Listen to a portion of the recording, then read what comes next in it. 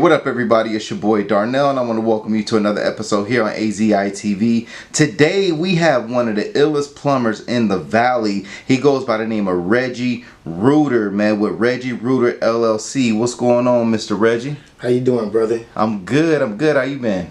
I'm hanging in there. Okay, you good, man. No worries. Okay. Hey, so, man, before we jump into your business, man, are you from the valley? Where'd you come from? Where were you born? I'm originally from California, from LA, but I've been living out here 30 years. As soon as I graduated high school, about 1991, I moved out here and been here ever since. So what made you move out here?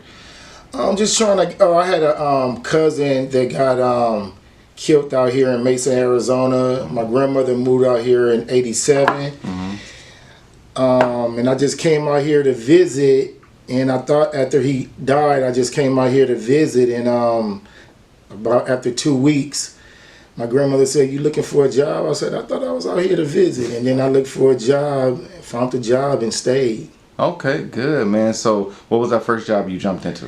Wholesome Bakery right off the I-17 freeway. I worked there for 6 years right in the beginning in my early 20s. And I worked there for 6 years, and that was my first real job out of high school. And I got that retirement plan after 6 years, seeing that money, and I started investing in my plumbing. Okay, so yeah, let's get into it, man. How did you get into plumbing? Well, being from California, my uncles and father, all my relatives is construction workers, and I had an uncle that opened up his business in '86. And he made a lot of money, and I seen him be successful. And I thought to myself that, well, he didn't have to invest a lot of money. All he had to do is buy a van and some equipment, and he have a successful business. But and I tried it. I got a little money out of that retirement, brought a van and some equipment, but lack of experience. So that was like 25 years ago. I started it up, had to shut it down. But since 2010, I've been in business successfully since 2010, like without shutting it down, just running consistently. Okay, so what'd you have to do the second time in order for you to be successful? Be honest with you, had a good wife, married my wife, had a good wife in my corner that had my back. And then when it's a slow time, she got my back. And just, before I met her, I had to start it up on my own, wasn't getting enough jobs, had to go back to work, start it up, go back to work. But over time, you start getting more knowledge about running a business and everything. Okay, that's exciting, man. So what are like the pros and cons of being a plumber? Like, what's the best part, and then like what's the worst part of being a plumber? The best part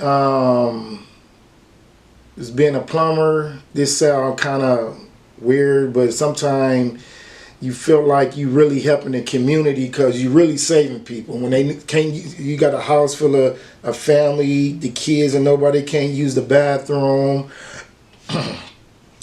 Helping people out like that. If somebody get a leak, house get flooded, you could go by there and fix that. So, excuse me. So it don't seem like important, like you a doctor, but to me it's important. I feel like I got a skill set and I can help a lot of families out. The only negative part about it I could say, just learning how to market and advertise. You get burned. I mean, it's the new millennium. It ain't like back in the old days where you put an ad in the yellow pages or something. They got all these internet sites and trying to find out which area that works. I guess that's the only thing I could say negative. Other than that, it's been positive. I mean, I feel like I feel like I got a skill set to where I can help the community out, help people out. My goal is when I get bigger that I can help the youth, or just kids that probably don't want to go to college and probably want to learn a trade, or even guys that's getting out of prison or something and want to learn a trade, like better their lives. Okay, I like that, man. So I can see that being a benefit for the community. Yeah. Giving people that can't get a normal base job, Yeah. get a trade and get a job, especially Yeah. like you said, coming out of prison, man. I think that's going to be phenomenal, man. Have you made any connections with the prisons or? Oh, not yet. I ain't that big yet. That's just a goal that I want to have. But another positive thing, you just meet all kind of different peoples. I didn't realize that, there's a lot of black business owners out here. Even, like Black Excellence. Now I work with different type of lawyers, doctors, a lot of black business owners. Sometimes you look in y'all paper and you see them, but just networking out there and word of mouth, it's been exciting. Just making connections, meeting a lot of black people doing positive things. I love it. So, man, educate us, because we all got toilets in our house. Educate us about some stuff that we need to know about the plumbing, man, that it's going to be beneficial. Beneficial. Okay, we can start with toilets. I know your wives and the mothers of the house like to put them chemicals in there. Don't put the chemicals in toilets. They eat up all the fittings and the stuff that's in the toilets. Now, one thing, don't put wipes down the toilets. Just try to use your toilet paper and the wipes throw in the trash. That's basically it about toilets. Don't put them chemicals in there. And that's probably basically it about toilets. Just watch what you put down the toilet. Don't just throw the toilet paper down there. As far as your sinks, I tell people don't put coffee grains down there. Don't put the starch or macaroni and cheese. Don't put that down your garbage disposal to get in your lines and plug up, because the starch go in there and get hot.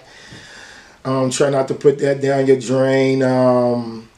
You ain't supposed to grease down your sink. I think everybody know that, but sometimes you could pour a little grease to lubricate. Every now and then to lubricate your garbage disposal. What else? If you got a hot water heater, if you have a hot water heater, drain it once a year, because Arizona got hard water and your water build up. If you drain it once a year. How do you drain it? Oh, there's a little plug on the side of the water heater. You open it up like a water hose, or take a screwdriver, drain it. Oh, you got to turn. If you have electrical water heater, you got to turn it. Turn the water off. It's a little shut-off valve right on top of the water heater. Drain it, and make sure if it's electrical, go turn the power off. But usually my customers will call me to come do that. I mean, sometime I know when people don't think they have a problem, even once a year, even if your draining system not plug it up, you should call me to come out to clear your drains out once a year before you have a big major problem.